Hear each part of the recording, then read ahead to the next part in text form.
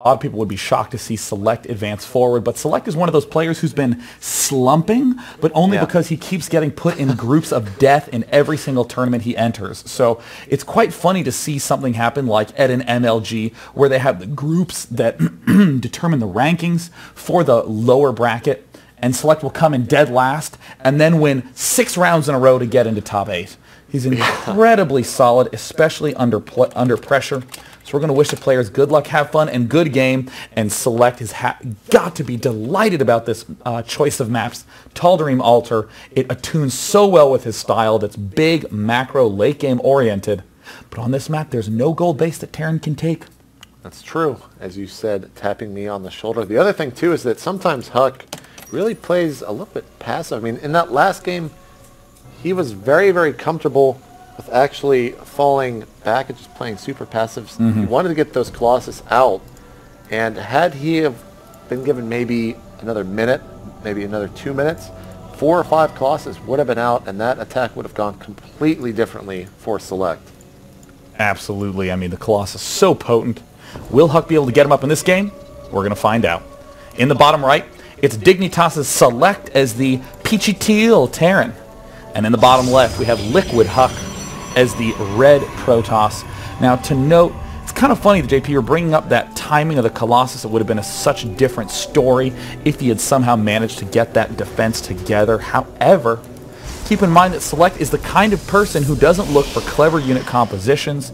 He's the sort of player who looks for timing windows. Every single tournament, he says, I have a timing. There's a timing I'm exploiting. He talked to you about the Zealot leg with charge timing. He was hitting that 4th right as it was coming up, another vulnerable timing, and then again right before that extra range upgrade from the Colossus popped out.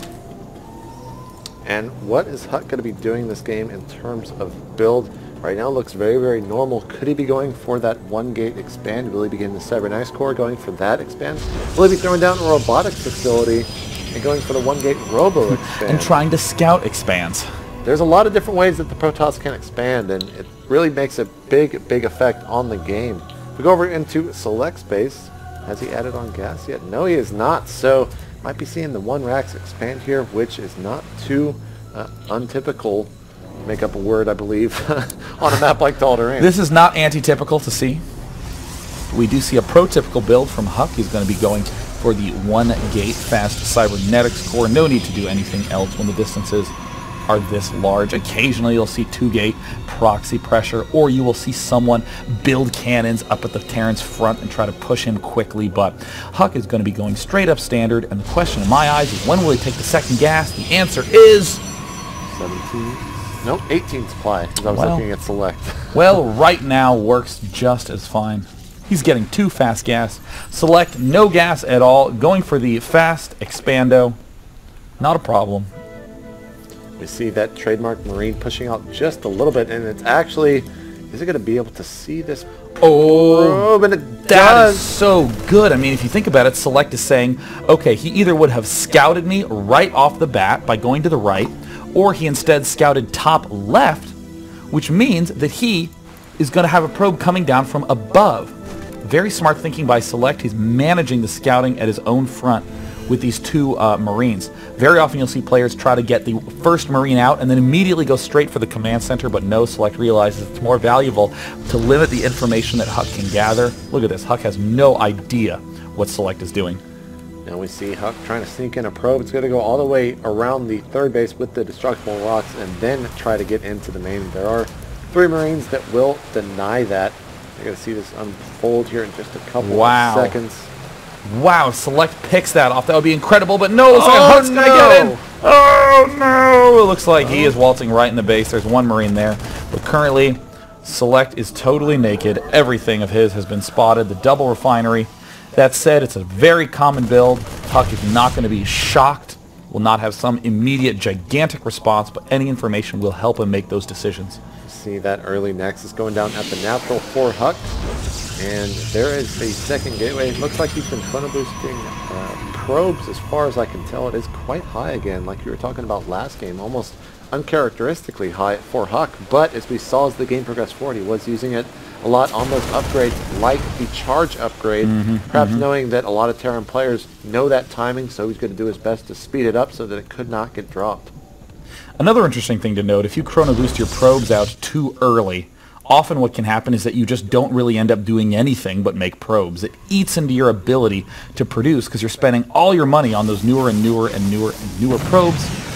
So if you don't chrono boost, you can get a gradual trickle of probes, a gradual trickle of units, and you don't end up with any sort of inefficient extreme. It allows you to stay in a nice middle-of-the-road fashion until you really need to drill out some set of units fast. And speaking of drilling out units, Huk going for a 5-gate Busto build.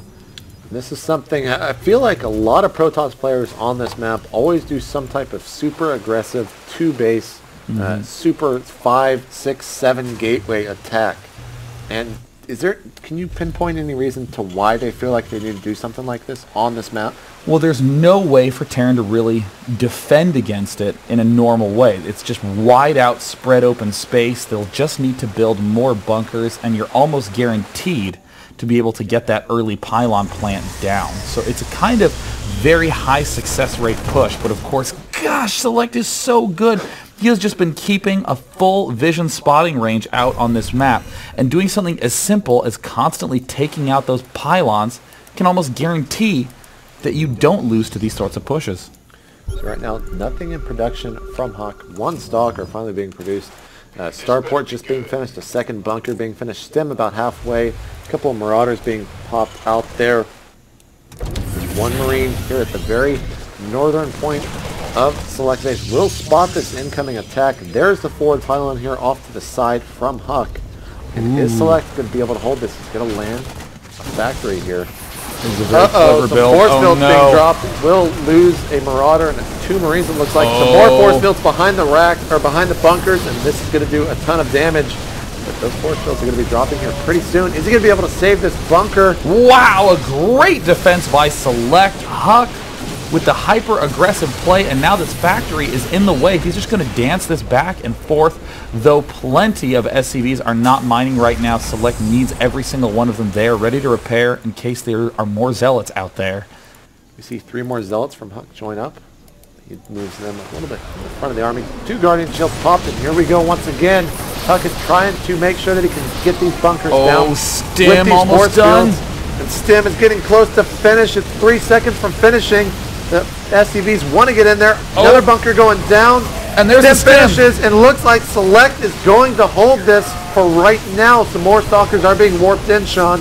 And it looks like there's the restem by Select, who always has a tendency to overstem by just a little bit, but using all these SCVs to push out means he can kill off this pylon, means he will be able to absorb hits from those Stalkers. Huge, Sean, if he gets that pylon. Oh, and he no does. Reinforcements. And this is looking really bad right now. For Huk, does not have the concussive shell up against them, but he does have a Stem, and Select is making sure that none of these Stalkers can get back home alive. Huk is turning around, trying to kill a lot of the units. Notices they were overstemmed, but the Huk attack has been stopped. There's another pylon here from Huk. Warps in a couple of Zealots, but at the same time, there's still a bunker, still a handful of units from Select. You see another round of units for Huk. He is not done just yet. But as more and more medevacs start to pour out here for Select, this is looking worse and worse. You've got to be really careful in Select's position. He salvaged those bunkers, I think, perhaps a smidge too early. You don't want to let Huk in there for another re-kill, but it looks like Select is just nom-nom-nomming on the retreating Zealots. Nom-nom-nom-nom-nom Zealots. Kill them off. Aren't those tasty? And oh my gosh, who doesn't love Stalkers for dessert? Got to be very careful. If he does overstem again, he should kill off that last one and then pull right on back. He needs to heal up, but you know, this might look like an even game due to those food counts, but Huk has no tech started. He is just now beginning his robotics facilities. He has these 5 gateways that are essentially going to be useless for the next 4 minutes as Huk tries to recoup his worker count, recoup his tech deficit. I think what we're going to see here is that Select's going to wait for that concussive shell upgrade to finish. It is a relatively quick upgrade. Get a bigger Bioforce, wait for maybe 1 or 2 more medevacs, get all of his units healed up, and then go for a big attack. Like you said, there is no tech whatsoever, so it's simply going to be those gateway units, those sentries, those Zealots, and those Stalkers. There is still a pylon from Huk, so this big attack that we see Select going for, he could warp in units behind enemy lines and go for some damage, but it's all going to come down to the stutter step micro of Select. 2 force fields, 3 force fields going down. but Huk does not want to commit to this attack, and Select Oh, is lifting Select. up. He lifts looking up so onto the high strong. ground. He has his army split, but it's going to be mainly Zealots and Sentries, and Select has an amazing angle. There's the force field. He can lift back onto the other side. That is exactly what he elects to do.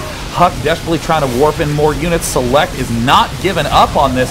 Crazy rearranging action going on by Dignitas Select. I don't think he's going to quite have enough to save it. He's losing medevacs left and right, but Select still healing. Wow, the power of 6 medevacs in this fight is enough, and Select breaks through, holding the 5 warp gate, and now Huk's expansion is the one under fire. You see Select pick up the remaining units, dropping them onto the low ground, getting a couple extra shots onto those Stalkers and those Zealots, and now he might be waiting for some more reinforcements to come across. That medevac, that Marauder, and the Marine are so incredibly low.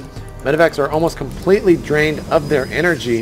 If we go back over into Select's base, we see quite a bit more racks being added on to that starport, popping out 2 medevacs. Is he going to go for another attack? An Immortal has just begun being produced out of that robotics facility. If he can get that out before this attack comes, it's going to do wonders for him. But here comes Select up the ramp once again. Sean Wow, spinning in. another push, and oh, he gets force fielded apart, and this is not going to go very well for Select. He's pulling back his units. There are more Zealots warping in, but with some great control. Looks like the Zealots of Huk are unable to really participate in the battle. The +1 about to finish for Select. An amazing stop and drop micro by Select. The Immortal makes a cameo appearance, but unfortunately his scene was very short. And with this kind of control from Select, Huk is slowly slipping into GG. And there it is. GG, a quick 2-0. Wow. That was great stuff coming from Select, living up